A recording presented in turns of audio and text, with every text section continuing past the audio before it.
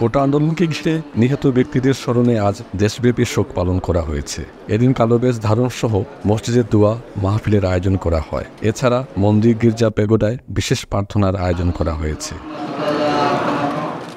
গতকাল প্রধানমন্ত্রী শেখ হাসিনার সভাপতিত্বে প্রধানমন্ত্রীর কার্যালয়ে অনুষ্ঠিত এক বৈঠকের পর এই সিদ্ধান্ত নেওয়া হয়। বিকেলে সচিবালয়ে সংবাদ সম্মেলনের মাধ্যমে এই বৈঠকের সিদ্ধান্তের কথা জানান মন্ত্রিপরিষদ সচিব মোহাম্মদ মাহবুব হোসেন। মন্ত্রিপরিষদ সচিব বলেন, আজকের বৈঠকে নিহত ব্যক্তিদের স্মরণে শোকসভা এবং শোক প্রস্তাব গ্রহণ করা হয়। তিনি জানান, আজকের বৈঠকে কোটা আন্দোলন নিয়ে যে পরিস্থিতি হয়েছিল সে বিষয়ে স্বরাষ্ট্রমন্ত্রী আসাদুজ্জামান খান একটি প্রতিবেদন উপস্থাপন করেন। পরে এ নিয়ে আলোচনা হয়। সেই আলোচনার ভিত্তিতে শোক প্রস্তাব গ্রহণ করা হয় এবং দেশব্যাপী শোক পালনের সিদ্ধান্ত হয়।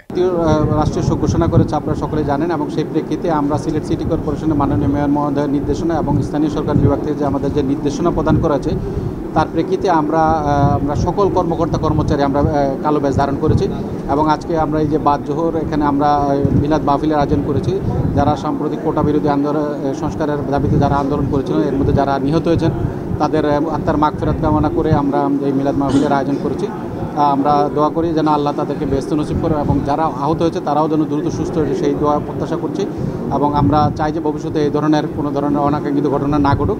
এদিকে কোটা সংস্কার আন্দোলনের প্ল্যাটফর্ম বৈষম্য বিরোধী ছাত্র আন্দোলনের 6 সমন্বয়কে 24 ঘন্টার মধ্যে নিঃশর্ত মুক্তি দেওয়ার আলটিমেটাম দিয়েছে বিক্ষুব্ধ নাগরিক সমাজ। মঙ্গলবার 30 জুলাই দুপুর 12টার দিকে ঢাকা রিপোর্টার্স ইউনিটে সংবাদ সম্মেলনের মাধ্যমে এই ঘোষণা করেন ট্রান্সপারেন্সি ইন্টারন্যাশনাল বাংলাদেশ টিআইবির নির্বাহী পরিচালক ইফতেখারুজ্জামান।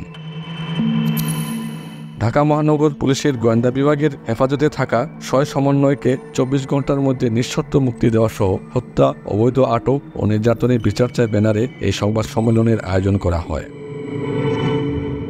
যদি 24 ঘন্টার মধ্যে 6 সমন্বয়কে মুক্তি দেওয়া না হয় তাহলে বিক্ষুব্ধ নাগরিক সমাজ ডিবি কার্যালয়ের সামনে অবস্থান কর্মসূচি পালন করবে বলে জানান ইফতেখারুজ্জামান। সংবাদ সম্মেলনে বিক্ষুব্ধ নাগরিক সমাজের পক্ষ থেকে 11 দফা দাবি উত্থাপন করা হয়।